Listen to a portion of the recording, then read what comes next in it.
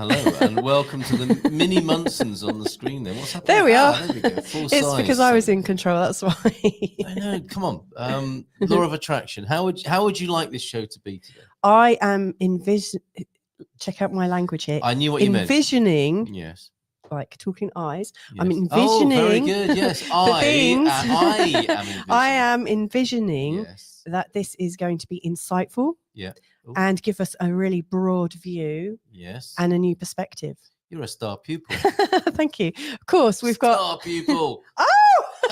Thank you. And of course, right, if you're listening in, it's Louisa and Carl Munson from The Moment. And today we are delighted to bring back in Amy Dougherty. After an amazing conversation. Yes, isn't she amazing? She is. So she is. Amy Dougherty from The Eyes Have It on New Reality TV. How are you, Amy? I'm so good. I'm so glad to be with you all this morning. Excellent to see you. Yeah. Where are you in the world and what's the time? It is 7 a.m. and I'm in New York time, but I am in Center Cross, Virginia, which is about 45 minutes from Chesapeake Bay, about halfway between Washington, D.C. and Richmond. How lovely. Very nice. It's the red eye shift then for you, but kind of it's 7 in the morning. No, I'm an early bird. I'm usually saving the world at 4 a.m. So are you? Good on you. Fantastic. On that note, is that part of your sort of fruitful morning routine then? Is that a habit of yours? Yeah, 4:30 is my lock and load time. It just seems like that hour, for whatever reason, is when like all my inspiration comes in, or if I'm doing channeled messages. I like to do it while the rest of the world's a little bit quiet. Yes, yeah, makes sense. Well, you kind of have that moment in the morning, right? The world is yours, isn't it? The world is yours at that time. You know it. And I got started with that when I worked in offices, and the phones would ring 5:30 p.m., 6 p.m., whatever. If you stayed late, you were still getting interrupted. But if you came in at 5 in the morning, there was nobody. And I mean, nobody anywhere. You had the world to yourself. Yes, just a security guard letting you in, maybe saying, right, exactly. Okay, there's that lady who comes in at 5. This crazy woman who comes in at 5. That's right. Yes. How wonderful. Oh, sorry for that little distraction there, but I just find that really fascinating, how people relate to different parts of the day and the time. But I think there's some rhyme and reason to it as well. And I really love what you shared there, Amy, because I'm not practicing it so much anymore, but I used to be a real early riser, and I really appreciate the sort of calm and coolness of your day around that time. And the fact that there are different colors coming into your eyes, there's a different palette of light going on. And I think that probably does also make a difference, as the sun comes up properly, the light that we get to see and experience changes. Yeah. There are different light patterns and things. So you came on, was it 2 months ago now? Sorry, my voice. Yes. And you were telling us all about ancestry and iridology, and we looked at those great graphics that you brought up. And I know that everyone was really kind of amazed at what you were talking about. And you were talking about the launch of your new app. I believe that's moved a bit forwards, has it? Ta-da! Do you want me to bring up your? I'd like to hear what's been happening for you. What have you been working on? What's been delighting you?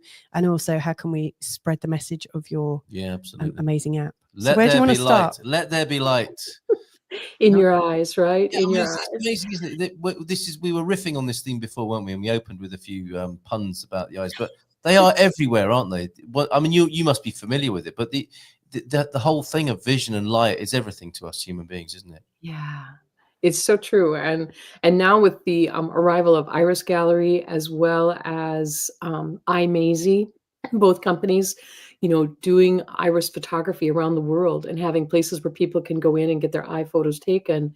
Really? It seems like the eyes are just showing up more and more places. Even you see a drug commercial or a pharmaceutical commercial, and still they show an eye opening, right? Yeah. They're kind of the in thing right now, which I find very exciting because, as Louisa said, after 16 long months of birthing, our app is live, and it's now in 26 countries.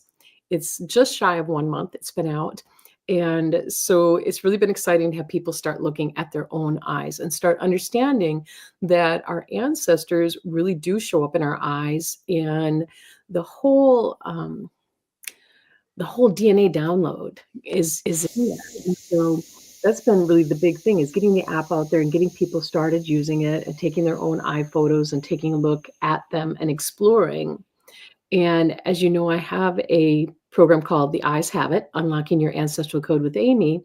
And we bring in different guests to look at their eyes and talk about their eyes and compare eyes to astrology or to human design or to other aspects. And it's really turned into a new reality, because we're doing the season closing on April 14th with a deep trans channel with Will and Allison Brown, and they brought in the galactics and what do the Arcturians, Andromedans, and Pleiadians say about our eyes. Seriously. So can you give us a heads up? Can you give us a little sneak preview? Yeah. Kidding, I can't wait. Wow. I mean, some things were not a surprise. I believed from my experience that we were seeing the DNA helix sliced like a tree cut. And so when you look at your eyes, you're seeing almost like the fiber optic wiring through your DNA. And they said, precisely, that's exactly what you're seeing. I was like, yes. Right? It's like, score. The Galactics are with me on this. They said the eyes are repositories. So, you know, when people talk about the review at the end of their life and how there's sort of this playback, it's like our eyes are storing not only all the information from our life, but in this deep trans channel, they said that we're actually looking at the whole of humanity's existence is in a repository within our eyes. Okay, we need a moment. You probably heard me go. Wait till I get to the next one. And then they said that those who have heterochromia, like mine, who have the two different colored eyes, have experienced two existences, like one as a human and one as something else. Like the very notable "There's a Star Man," David Bowie. I mean, it makes sense, doesn't it, with his creativity and his worldview, that he would have done that. Yeah, right. So something more, you know, whether it was an experience as a Pleiadian or someone from Ryan, or I mean, not someone, but an entity or an essence. Yes. But basically, they said you've experienced two different existences.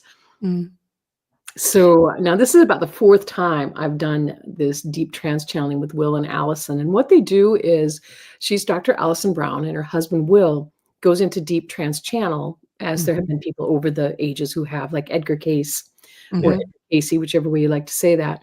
And she facilitates. So she brings the questions. He puts himself into the trance state, but she brings him back. She just reaches over and touches his leg to bring him back when the messages are finished. And then he'll identify who's been in the information, etc. But basically what they're saying is that while there's 12 potential DNA threads, each of us has two distinct DNA threads that come from our way, way back galactic origin, before our planet was really populated. And so we each have two. And so in the case of two different colored eyes, you know, normally with two eyes are the same color, you're still got two different galactic sources. But for some reason, they said for this lifetime, I opted to drop into a body that has had some other experience. Wow. Oh. What was that like for you? Did that suddenly feel like a relief, or did it make sense? Or what was the experience for you? Well, yeah, I mean, I wasn't shocked, but I was kind of like you, jaw drop, right? Like, oh my gosh, tell me what? And you know, for me, it was thankfully, it wasn't until I became an adult that people made comments like, well, you know, you ate your twin. I'm like, What? yeah, I'm not buying into that one. No. Well, there's a belief out there that people with two different colored eyes have absorbed a twin, that there were two in utero, but only one came out. So, Yeah, I'm like, I'm not buying that one. no, fair enough. I was like 30 before I heard that from anybody. I would have been horrified as a child, right? Yeah, absolutely. Yeah, definitely. Wow. Yeah, so it was really quite exciting. So what's going to happen is the deep trance channeling really took most of an hour. So that's going to be the season finale the week of April 14th. And then the week of April 21 is going to be the new season opener. And we're going to open with the after show of us all sitting around and talking about some of the things that were brought up and questioning, you know, some of the things that came to light. One of the things that was very surprising, another jaw dropper, is they pretty much said that as we go through time, we're going to be able to see when somebody is about to ascend. Oh, wow. through their go to the eyes, next level through the through print. your eyes. And they said that all humans will eventually have the same eye color. And Wow. what color is that going to be? Well, that won't be Oh, do you want to until get your outfit ready? yeah, it'll be long after It our might, lives. it might not So- work with my skin It'll color. be long after Scenario. our grandchildren are gone. It will be as humans continue to evolve and move into a higher level, into a higher dimension. So as we move from 3D to being more like 4 and 5, as we get to 5 to 6, that's when all eyes will be the same color. Now they said blue, which kind of surprised me because blue only got on our planet about 6,000 to 10,000 years ago. Mm. But I would have leaned towards gold because I see so many eyes that are white amber, and I would see where blues and browns would meet in the middle. But who knows? Incredible. Marco, good morning to you. Amy, there is so much to unpack here, and I fear only 20 minutes because you dropped some real corkers this morning. Yeah, I've got some things I want to ask as well. Go on. Marco, Black Moon Jesus is here. Good morning to you. Lovely to see you. And morning to you from Deb. Hope you're both feeling well. We're feeling great. Amy's here with us this morning. Hello, Amy, says Marco.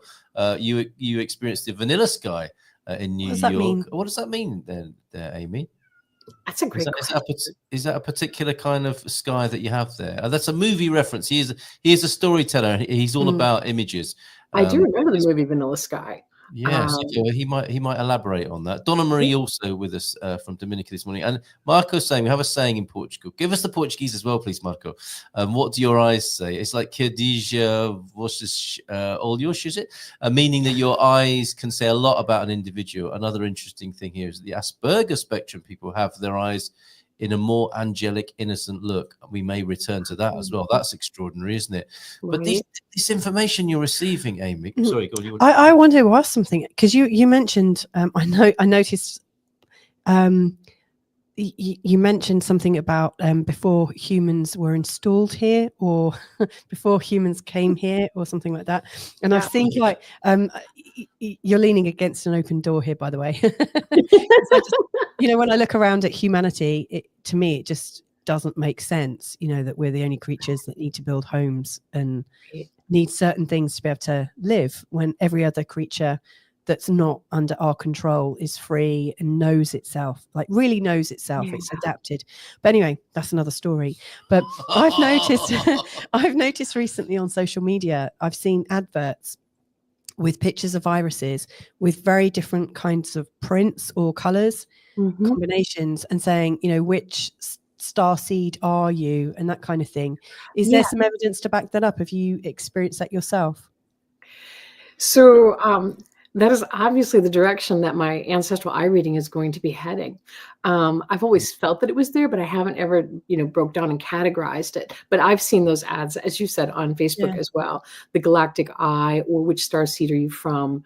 And a few others. There's, like I said, now that eyes are becoming such a big thing with Iris Gallery. So one thing that I did ask, because, it was kind of important to me, was I said, so is my work important? Right? I mean, you kind of wonder, right? You come up with this ancestral eye reading and you're like, you spend all this time on it and you really help people get in there and engage with their ancestors. And then you're like, well, but does it really matter? Right? Is this something people should be doing? And they said, absolutely, that there's actually a part of ascension that comes from staring into your own eyes, is that right? As well as into staring into someone else's eyes. That makes sense. So this was part of why I built the app, because in the past, I've worked a lot of expos and trade shows, going and reading people's eyes. So I go to a show and I maybe read 40 people in a weekend or 60 people in a weekend. But then that's 40 or 60 out of how many billion around our planet. And so really the app was designed so people could start looking at their own eyes, and I can get back into that research end, as well as to get some books out to people where they can have materials to learn more. Where they can self-study more. And then at that point, I can take a look at training some people or whatever may need be the next step. But this galactic part obviously needs some attention. Wow, it's very exciting. I love how big you're thinking. I mean, you're thinking cosmically, aren't you? Not locally, particularly. Well, I'm blown away, actually. I mean, I remember from a separate conversation where you were talking about, like in terms of ancestry, like the when you've looked at eye patterns and spoken to different people, that there are things that come up with adoptees. Yes. And I know someone who might even be watching, who would like to, if there's any, like if they can get involved somehow, they might have something to add. Absolutely. From the perspective of understanding yourself a bit more when maybe you don't have the whole history that other people have. Exactly. So your eyes are your repository, right? Exactly. So, and I'm adopted. I didn't meet my birth mother till I was 19, and I didn't meet my birth father till I was 54. And so I got to, validate the information. But I spent a childhood saying, who am I? Why do I have this gift for music? Why do I have this gift for writing? Where do these things come from? All these parts. And your eyes will tell you definitely the gifts you were born with, your operating structure, if you made a shift in your personality in the first couple of years, but also ancestral images will show up in your eyes. You will literally see someone wearing clothes like they're practicing for Cirque du Soleil, or you'll see someone as a doctor, or you would see somebody that looks like a priest or a nun or a policeman. And so you'll actually see ancestral images in there, but also anything that's weird, bizarre, unique would only happen to you or happen to you up to age 8 to 10. It's ancestral. And you will see those patterns in your eyes. You'll see those unresolved traumas that show up. And so it's really a great place to find yourself, especially when you're adopted. I wish I'd had it when I was young. I mean, there's a mark in both my eyes that says gift for writing, hands down, right? I mean, I didn't have to ask about it. It came through my lineage somehow. Yes. Yes. I think you made reference to that when we spoke to you before. It's amazing, isn't it? I'm loving this. You will get time, Mrs. I promise you.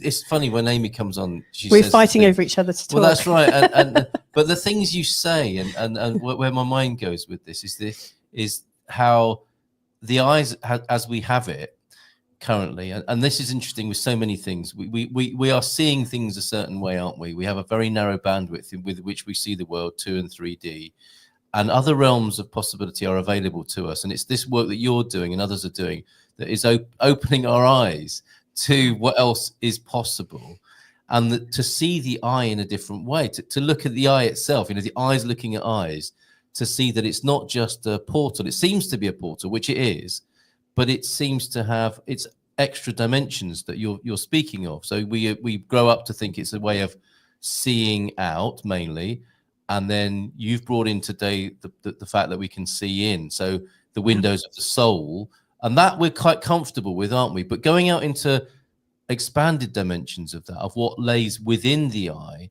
and the realm of the portal as information, is what you're bringing to humanity. And that's, so of course your work is very important, right? Right. Well, you always wonder, is my angle, an important one or isn't it, kind of thing. Yes. But the eyes really reveal so much more than what we realize. And again, even that galactic aspect. So imagine if you realize that everything you're seeing and experiencing is going to be part of that review at the end of your life, and you're screaming at your GPS today. It's going to be there. No judgment, but it's going to be no judgment, but in that moment, the whole experience is going to be like, oh shoot, Yes. I could have made a different pathway. I could have done something a little different. I could have responded differently. And I say GPS because that is one ancestral pattern that I have not worked out yet. You can just ask my husband anytime. But we're talking about like hard drives, aren't we? These are hard drives that are laying down the information. So it is recording everything we see, because we are so funny as human beings. We're inventing these. I put on some glasses the other day, Google glasses made with Ray-Ban or something, or Facebook Meta. And these are ways of technologically doing what we can do anyway. But we kind of have to see it first in the world of technology, don't we, before we realize that we always had these abilities and they're in us anyway. These are bizarre things that can record everything. But our eyes are doing that anyway from what we're learning with you. Yes. Exactly. From the very beginning. That's exactly right. It's so amazing to see as new things get discovered and rediscovered, right? Yes, exactly. Yeah, I've got a couple of questions, and I definitely need to like steam in here. Yeah. And also, I do want to show the homepage for your app as well, because I think we need to definitely cover that. Donna Marie is saying, I'm adopted too. I heard our eyes follow our mother from birth. It's important to have her for our eyes to follow. Oh, yeah. And so I'm wondering if that's where your comment, Donna Marie, came from when you said, I learned that my nervous system was dysregulated through my eyes. Because I think Donna was separated from her mum quite early on. I don't know about that. But Donna Marie would be a good person to hook you up with. Oh yeah, and I was also given up for adoption at birth. I mean, right in the delivery room, out you go to Catholic Charities, and what's really interesting is your parents' experience of their pregnancy with you imprints on your eyes. Your mom shows up at about 5:30, and your father shows up at about 6:30, and even if the father didn't know he fathered a child, it's still imprints, which is just wild. So, and that could be, it could be about you in the pregnancy, but it can also be about something just going on in his life. So let's say 4 months into the pregnancy, dad's brother is in a car accident and he's really upset. It will still imprint in your eyes.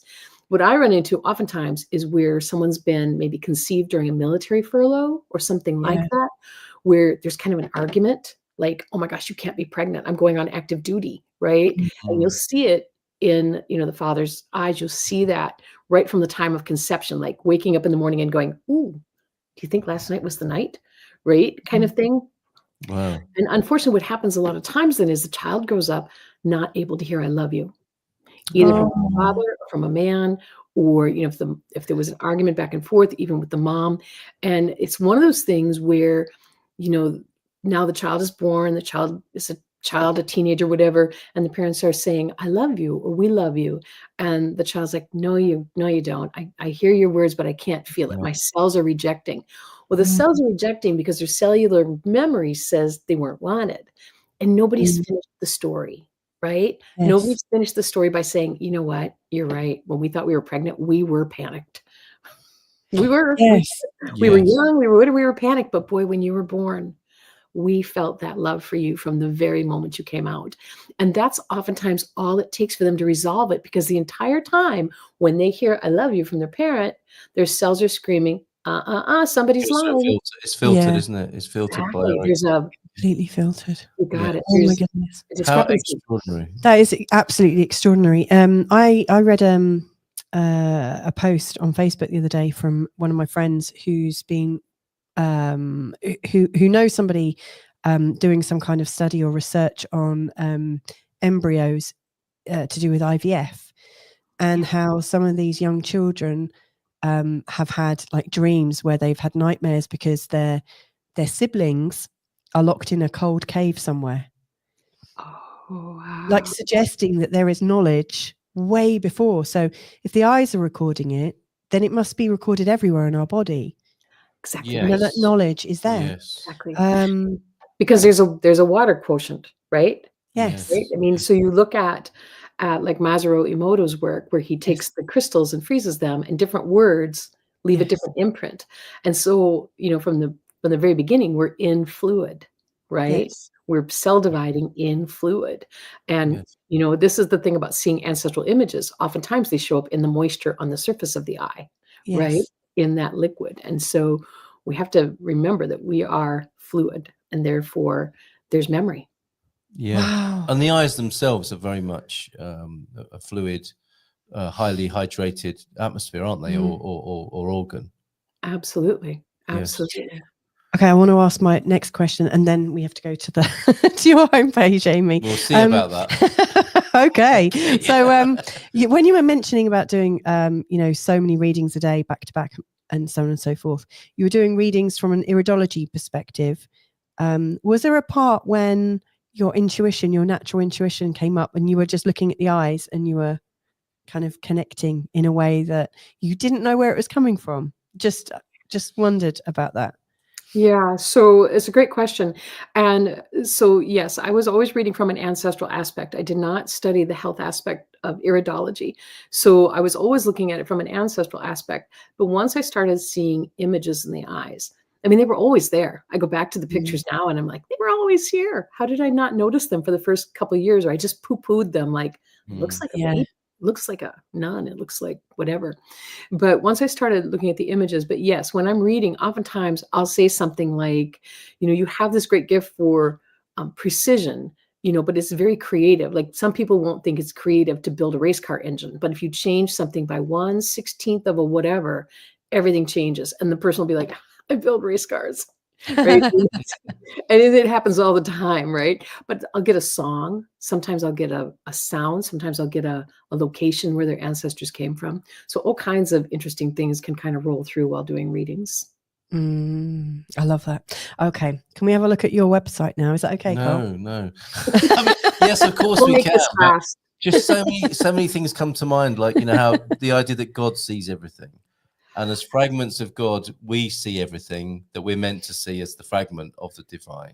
Yeah. And I'm reminded, can we set some proper philosophical questions for Amy next time, and maybe do a couple of shows with her? But you're going to love this, what I'm going to say next. Oh, okay? The first time I saw you online, it was your eyes. Oh. Okay. And I said to my housemate with me, look at this woman. And I was like, I need to know this woman. And he said, through his eyes, we saw different things, me and my housemate. I said, I need to know this woman. And he said, she looks like trouble. And but I mean, I know that's funny, but it's also true. The information, isn't it? About, yes. Oh, well, I have brought you trouble, isn't it incredible what information that seeing the eyes of others can bring to us if we allow it, which is what you're all about, right, Amy? Right. Disrupting the basket. Yes. Thank you so much. Okay. So, if I'm not mistaken, this is your website. This is. So tell yeah, that's a relief. That, right? So tell us, where would you like me to go? So this is My Eye Origin. And so if you go to myeyeorigin.com, there's actually a new key up there also for being able to download the app right away. Now you can get it from the Apple Store or from the Google Store. And I just want to say that right now, so we can get back to philosophical questions. Right now, for the month of April, there's a short report that's essentially 5 pages. That's free. The app's free. The short report is free. The long report is between 50 and 72 pages, depending on your eye characteristics. Wow. And for the month of April, it's just $5.99. Oh, wow. So it's kind of a smoking deal right now. Only one person from Portugal has been on so far. But we'll see what we can do about that. 2 more will be on by the end of the day. And in the UK, yeah. So we're getting there. But yeah, while we're working out some graphics issues because it is brand new, it is going to be just $5.99 for the month of April. And it's a stunning report. It tells you all about your gifts that you were born with in your epigenetic load that you got through birth. Well, we're going to do that later on. Okay, so that's a hot tip. Okay, Carl, I'll let you take over. That's 2 minutes, Carl. I'm just stunned and quiet now. You give me the mic. I mean, yeah. So what's the app called? I'm just going to look it up right now. My Eye Origin. My eye. And I love how you've woven the infinity symbol into that as well. Yeah, right. That was and the brown and the blue. There was really supposed to be a brown eye and a blue eye because I was trying to encapsulate everybody. Yes. I also need to ask you if you'll come back and join us again. Because the idea of a single eye color as we evolve, I always thought that as a kid that we would end up one skin color. Humans will unify. But can you imagine that? Like humans being of a similar hue, skin tone wise, and the same eye color, which would be a marker of our evolution, wouldn't it? And we can't imagine we'll be like we are now. In that time, it's just a little symbol of that, isn't it? And in our onward evolution, incredible. It's installing right now. Yeah, and you'll have Dominica soon as well. And there's another chap who was warned about trouble. Didn't stop him, I see, Deb. Very good and nice, Amy. Thank you. We have to go, Amy. Thank you so much for being with us again. Can't wait until the next time. And thank you everybody else for joining us. Don't forget to download the app, My Eye Origin. That's incredible. Thank you very much, Amy. Lots Take of care, love. everybody. Bye for now.